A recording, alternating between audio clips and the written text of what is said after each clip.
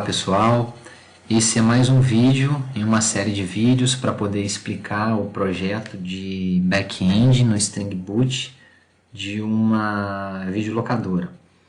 Especificamente nesse vídeo nós vamos tratar do pacote controllers, das nossas classes controllers. São as classes anotadas com @REST_controller. E nós vamos explicar o funcionamento dos métodos do tipo get, post, put e delete. E essas apresentações desses métodos, elas vão ficar voltadas com o exemplo da nossa classe UF, que é um estado, no contexto. Tem estados, cidades, bairros. Então essa UF aqui, unidade federativa, a gente vai trabalhar na UF controller as exemplificações desses métodos, beleza? Então vamos lá. Então eu tenho aqui o meu pacote, que é o pacote controllers. Dentro desse pacote eu tenho todas as minhas classes controllers e especificamente nesse exemplo eu abri a UF controller. A UF controller é uma classe que está anotada para @REST_controller. Eu poderia fazer essa anotação dessa classe com arroba, até aqui ó, já vem @controller e @responsiBody. Então, o fato de eu colocar esse @REST_controller já indica que essa classe é uma classe @controller e é uma classe @responsiBody. Beleza? Em versões anteriores do Spring, a gente utilizava @controller, @REST_body e request_body. E agora a gente já coloca @REST_controller e isso já fica subentendido. Uma outra anotação importante nas classes controllers é a gente colocar qual é o mapeamento dessa classe, ou seja, quais são os tipos de requisições que ela vai tratar, qual é o tipo de endereço que vai ser enviado para essa classe. Por quê? A minha aplicação ela tem vários conceitos, artistas, bairros, cidades, clientes, devoluções, empréstimos e um monte. Então, quando eu chego aqui no Postman, por exemplo, e clico nessa requisição que eu coloquei, uma requisição exemplo, e essa requisição está mapeada para /UFs, porque o localhost 2.8080 é o endereço da minha aplicação. Só o fato de eu ter configurado minha aplicação para rodar na porta 8080 já indica que esse primeiro caminho já foi estabelecido. Mas a partir desse primeiro caminho, o /UFs indica que todo tipo de requisição que tiver endereçada para /UFs vai ser tratada, vai ser mapeada pela classe UF_controller. E aí o que ela vai fazer com isso? Ela tem a implementação de alguns métodos aqui dentro dela. Esses dois atributos aqui são atributos da camada de serviço, porque, como a gente já conversou nos vídeos anteriores, a camada controller ela recebe a requisição da aplicação cliente, mas ela delega essa responsabilidade, ela chama depois a camada de serviço. Então, como ela vai chamar a camada de serviço, eu já estou instanciando alguns objetos de serviço. Nesse caso específico aqui, eu poderia instanciar apenas o serviço, por exemplo, porque eu vou inserir apenas o serviço, não, apenas a UF_service, porque eu vou inserir o UF_service, eu vou alterar na UF_service, mas eu tenho alguma situação, algum método específico aqui que eu preciso da cidade. Nesse caso aqui eu estou retornando todas as cidades de um determinado F. Eu nem vou falar sobre esse método aqui. Então, é por conta desse último método aqui que eu tenho a declaração também de uma cidade service, ok? Mas se não fosse isso, eu poderia simplesmente deixar assim, ó. Vou deletar esse método aqui embaixo, só para a gente ficar bem na parte básica mesmo. E aí, a minha classe, ela ficaria assim, ó. Ela seria uma classe do tipo controller anotada para @REST_controller. Ela teria um auto_wired aqui para instanciar automaticamente um objeto do tipo UF_service, que vai ser a camada a receber todos os métodos, a receber as delegações de todos os métodos que forem acionados pelas URLs provindas dos clientes, né, das aplicações clientes. Então vamos tentar pensar aqui juntos aqui, ó. Deixa eu salvar, até salvei a modificação aqui, deletei aquele método e vamos deixar desse jeito. Aí eu tenho aqui, ó, o get. Então essa requisição aqui, ó, no post é uma requisição do tipo get e ela está mapeada para UFs. Então quando eu der um send, qual vai ser, dentre todos esses métodos aqui, ele tem get, post, put, delete, que vai receber essa requisição. Já está na cara que tem que ser um desses dois. Por quê? Como é uma requisição do tipo get, ela não pode ser mapeada para um método post, put ou delete. Então a requisição do tipo get é só para poder pegar informações, obter informações. A gente não vai alterar em nada o banco de dados. Então eu fico entre essas duas. Por que que eu sei que é a primeira? Porque a segunda, ela ainda tem um mapeamento aqui adicional. Ela tem a necessidade de uma outra barra e um ID. Então, como nesse caso eu estou passando simplesmente um barra UFs, quando eu der um send aqui, ele vai invocar esse método aqui. E aí o que que ele faz? Vou voltar aqui, ó, ele está chamando, ele está mostrando. E aí o que ele faz? Eu dei o nome de find all porque ele vai selecionar todos.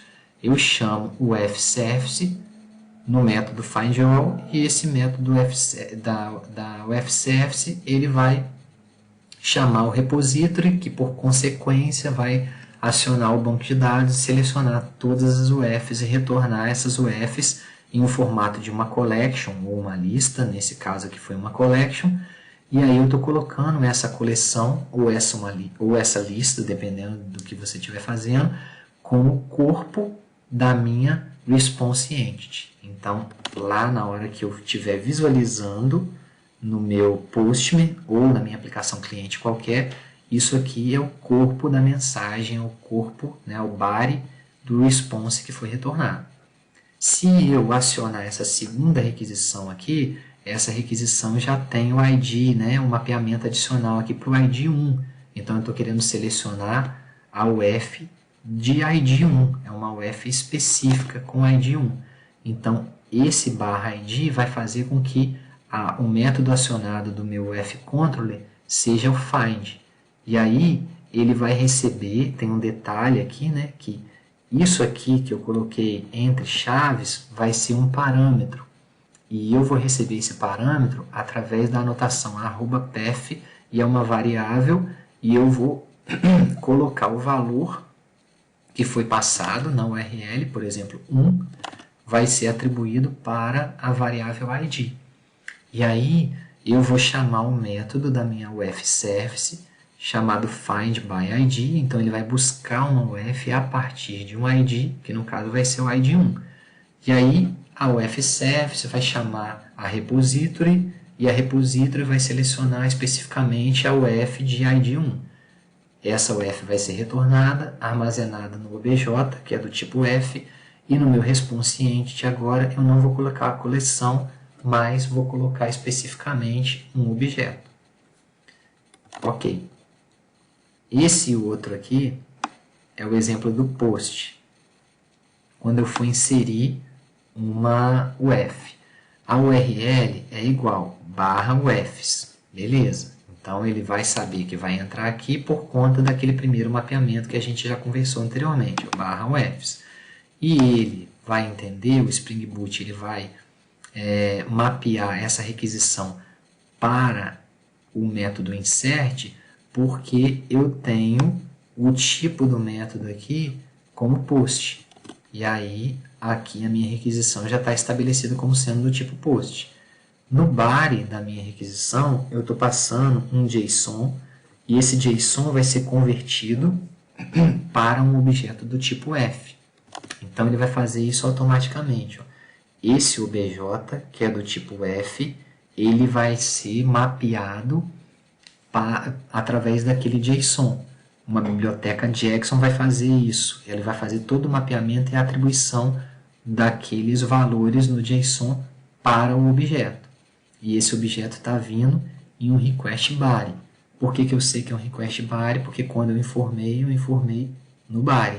Eu não informei em um formulário de dados específica, uma linha do body. Eu não informei em uma URL, os campos no GET. Eu estou passando isso encapsulado. Então, no body da minha requisição, eu mandei um objeto JSON.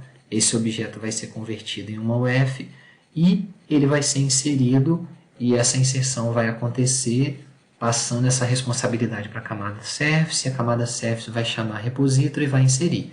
Se ele inserir OK, vai ser retornado o objeto inserido. Então, por exemplo, nesse caso aqui, ó, se a gente observar, eu estou mandando Mato Grosso com ID nulo. Quando eu enviar, se tudo der certo, ele vai mostrar como resultado aqui para mim o Mato Grosso, né? MT Mato Grosso, mas ele já retorna o ID. Por que ele retornou o ID? Porque quando ele inseriu no banco de dados com sucesso e retornou o objeto inserido, esse objeto agora ele já tem um ID que foi gerado automaticamente, uma vez que o ID é um campo GenerateFile. Então ele gerou automaticamente. E aí eu consigo colocar esse objeto como corpo da minha Response Entity e visualizar esse resultado na minha aplicação cliente ou no Postman, conforme a gente está testando aqui. O post é interessante só lembrar, né, que na hora de inserir e na hora de alterar uma determinada UF ou qualquer outro tipo de atributo, a gente está usando o @valid para poder passar esses dados do objeto JSON pelas constraints de validação que foram identificadas lá nas classes de modelo. Então, eu vou só abrir aqui para relembrar isso aqui. Então, eu vou abrir a UF aqui na minha classe de modelo, e aí eu vou lembrar que eu tenho algumas tags aqui, ó, not blank, a sigla não pode ser vazia, size, a sigla tem que ter tamanho 2. Então, essas constraints aqui, ó, por que eu estou falando constraints? Porque elas são tags relacionadas a javax.validation.constraints. Elas são restrições que vão ser testadas a partir da anotação @valid. Então, do mesmo jeito que aconteceu para o post, vamos fazer para o put aqui, ó. O put, em relação ao post, ele tem uma pequena diferença também, que a gente vai passar o ID do objeto a ser alterado. Então, quando eu for alterar, por exemplo, aqui, ó, Espírito Santo, aqui no corpo, eu passo os dados novos. Então, quais são os dados novos? A única coisa que eu mudei foi isso aqui, ó, Espírito Santo 2. Vai ser um novo nome da UF Espírito Santo. Ele, inicialmente, estava com o ID 1 e eu mantive o ID dele. Ah, por que você está passando o ID aqui como parâmetro também, né, como uma variável aqui em cima?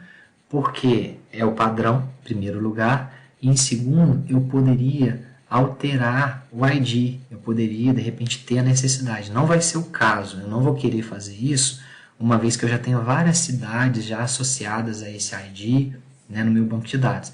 Mas eu poderia colocar aqui o ID velho e aqui o ID novo. E aí, na hora que ele fosse fazer uma alteração no banco de dados, ele ia buscar o registro a ser alterado a partir desse ID, que é a minha chave. Mas na hora de alterar o ID, ele ia considerar esses novos dados. Nesse meu caso, eu não estou alterando o ID. Então, eu passo o mesmo ID na minha URL e no meu objeto JSON aqui embaixo. Aqui. E aí, essa URL que tem o adicional aqui do ID, ela vai ser recebida pelo request method put, porque a requisição é do tipo put. O método acionado vai ser o update. O objeto JSON vai ser convertido para um objeto UF. Os dados, né, que vieram no formato de JSON vão ser convertidos para o objeto UF. Esse bind result, que é esse bind result aqui de cima também, é a ligação. Caso existam alguns erros, ele vai adicionar erros de validações nesse objeto BR, né? Mas o importante aqui é lembrar, ele vai acionar o put, porque o tipo da requisição é put, existe um ID que foi passado como parâmetro, esse ID que foi passado como parâmetro, ele deveria ser recebido aqui, ou poderia ser recebido aqui no método, então eu poderia chegar aqui, ó, e colocar um PF e capturar esse ID aqui. Assim como eu capturei a UF que veio no request body. Ah, mas por que você não colocou esse ID aqui, capturando o ID que veio como parâmetro? Eu não fiz isso justamente por aquilo que eu expliquei anteriormente. Eu não estou alterando o ID. Então, como eu não estou alterando o ID, eu estou pegando o ID do próprio objeto para poder alterar esse cara no banco de dados. Então, quando eu vou alterar um determinado objeto no banco, eu estou utilizando o próprio ID desse objeto, uma vez que o ID que eu estou passando aqui em cima na URL é igual ao ID do objeto, né? Mas isso assim, para ficar legal mesmo, a gente poderia colocar aqui, como eu falei, um PF aqui para poder capturar o ID, e aí na hora de passar para o update aqui, eu passaria o meu ID e o objeto. E aí no update eu receberia o objeto e o ID. E aí na hora de salvar, eu daria um save no determinado objeto. Uma coisa importante que eu não comentei, né, mas vou comentar agora, em relação à camada de serviço, é o seguinte, ó, quando a gente está na camada de controle, o método post, né, uma requisição do tipo post, ela invoca o método insert. Uma requisição do tipo put, ela invoca o método update. Quando a gente vai chamar o service, a gente chama o método insert, e quando a gente vai chamar o service, no caso de uma atualização, a gente chama o método update. Beleza, parece lógico isso e tal. Só que quando a gente chega aqui no service, olha só o que acontece. O método de inserção de uma UF no service, quando ele vai inserir, através da UF repository, ele chama save. E quando ele vai alterar, através da UF repository, ele também chama save. Por quê? Porque o Spring Data, né, que é o framework que a gente está trabalhando para poder persistir e manipular, né, o nosso banco de dados, ele não vai ter um método para salvar e um para atualizar, não. Ele tem o save. Se você for inserir, você vai passar um objeto, só que o ID desse objeto vai ser nulo. O fato do ID desse objeto ser nulo já indica para o método save que esse objeto ele vai ser inserido. E no caso aqui, ó, quando a gente preencher, quando eu estou recebendo esse objeto aqui para uma atualização, na hora que eu vou receber esse objeto para uma atualização, ele já veio com o ID preenchido. Então, ao acionar o método update, tendo no OBJ um ID já preenchido, o que ele vai fazer? O método save do repository já vai entender que o que eu estou querendo fazer, na verdade, não é uma inserção, mas é uma atualização, uma vez que o ID já veio preenchido. Então, para inserir no banco é save, para alterar no banco é save.